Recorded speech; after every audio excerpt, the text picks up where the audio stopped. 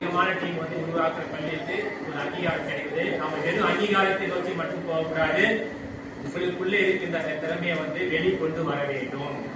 குறிப்பா SIDPனா என்ன, school innovation master போட்டினா என்ன அப்படின்னாக்கா 5 விஷயம் தான். எல்லாம் நோட் பண்ணிக்கணும். 5 விஷயம் தான். ஒன்று வந்து ஈன்னு சொல்லுவோம், இன்னொன்று வந்து டீன்னு சொல்லுவோம், இன்னொன்று வந்து பண்ணாக்கா ஐன்னு சொல்லுவோம், இன்னொன்று பண்ணாக்கா பீன்னு சொல்லுவோம், லாஸ்ட் வந்தாக்கா டீன்னு சொல்லுவோம். அதுனா ஈனாக்கா எம்பதைஸ். எம்பதைஸ் அப்படின்னாக்கா பிரச்சனை என்னன்னு கண்டுபிடிக்கணும், அதுதான் எம்பதைஸ்.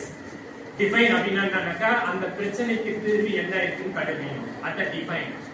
அப்புறம் ஐடியேட்னாக்கா அந்த தீர்வுக்கு நாம என்ன உருவாக்க போறோம், அதுதான் ஐடியா. அதனால வந்து ஐடியேட்னு சொல்றாங்க. அடுத்து வந்து பாத்தீங்கன்னா 4வது Pனாக்கா புரோட்டோடைப். புரோட்டோடைப்னாக்கா நாம எந்த மாதிரி உருவாக்க போறோம், அது வந்து சார்ட்லயோ அல்லது நம்ம கையில நம்ம என்ன பண்ணலாம் உருவாக்குறது. லாஸ்டா வந்து பாத்தீங்கன்னா Tனாக்கா டெஸ்ட். டெஸ்ட் என்னன்னா சோதனை பண்றது. அந்த சோதனையில வெற்றி பெற்றாக்கா நாம அடுத்த நிலைக்கு போவோம், அதுக்கு அடுத்த நிலைக்கு போவோம். நீங்க சோதனைகள் கடந்துதான் சாதனை செய்ய முடியும் சொல்லிருக்காங்க இல்லையா? அது என்ன சோதனை? அறிவியல் சோதனை. அறிவியல் சோதனை கடந்தாதான் வந்து என்ன பண்ண முடியும், சாதனை செய்ய முடியும். ஒரு சின்ன ஒரு உதாரணம் சொல்லி கொஞ்சம் முடிச்சுங்க. எறும்பு தெரிஞ்சுக்குமா? எறும்பை பார்த்தீங்கன்னாக்கா மழை காலம் வரதுக்கு முன்னாடி என்ன பண்ணுனாக்கா தன்னுடைய உணவுக்குள்ள சேகரிச்சு என்ன பண்ணுவோம், கொண்டு போய் வந்து சேர்த்து வச்சுக்கணும்.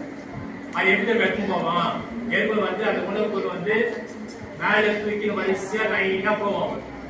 இடையில ஒரு விரிசல் வந்து வச்சுக்கோ, அது என்னதான் யோசிக்கும், அந்த உணவு பொருள் வந்து அந்த விரிசல வச்சுட்டு அதை வச்சுக்கணும்னா அப்புறம் தாண்டி போகும்.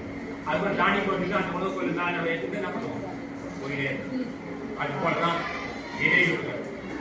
உங்களுக்குள்ள இடையூறுகள் நிறைய வரும். அந்த இடையூறுகள் என்ன பண்ணாக்கா ஒரு வாய்ப்பாக பயன்படுத்திட்டு நம்ம என்ன பண்ணோம், அதை தாண்டி போகும். கண்டிப்பா எல்லாருக்கும் இடையூறு இருக்கும், எனக்கும் இடையூறு இருக்கும். கண்டிப்பா இருக்குமா இருக்காதா? நீங்க வந்து சாதாரண வந்து உட்காரல, டீச்சர் கிட்ட நீங்க வந்து பர்மிஷன் கேட்டு வந்து உட்காந்துருக்கீங்க, அப்போ அவங்களுக்கும் ஒரு டிஸ்டர்பன்ஸ் வந்து இருக்கும்.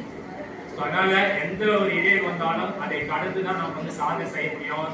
அதனால நீங்க வந்து சாதாரண மாணவர்கள் அல்ல, நீங்கள் ஒரு இளம் விஞ்ஞானிகள். யாரு?